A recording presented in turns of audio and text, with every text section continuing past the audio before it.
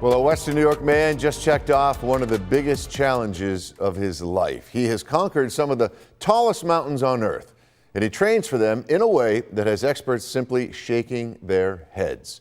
Joining us side's Nate Mills has more on what makes this man's journey to the top so unique.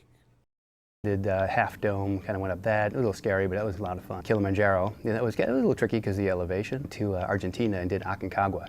Rainier together, Denali in Alaska, that was a tough one. Dave Montesanti summits peaks all across the world, but his most recent expedition is his magnum opus. For me, Everest was the hardest thing, probably the hardest thing I've ever done when it comes to physical activity. And that 5-day push, 12,000 vertical feet at elevations going from 17 to 29,000 feet.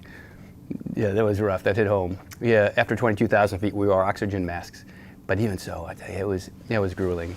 He says climbing Everest requires an ample amount of rest beforehand, plus months and even years of hard training. But Montesanti's idea of rest is a little different. A week before leaving for Nepal, he ran the Boston Marathon in under 4 hours. I talked to the trainers, and they're like, "What are you thinking? You shouldn't be climbing Everest and training for a marathon, or training for the Everest climb and training for a marathon at the same time." So listened very carefully and ignored them, and then went out and said, "All right, I'm going to train anyway." Montesanti spending nights in a sleeping bag with low oxygen levels and running a 10K casually in the middle of the week. He says a big reason he does it is for the exercise, but his main why is hard to pass up. Everybody's high-fiving each other, and they're all telling these stories, and half of the people have got tears rolling down their face because they did it. You spent weeks, on a challenge, maybe months to train.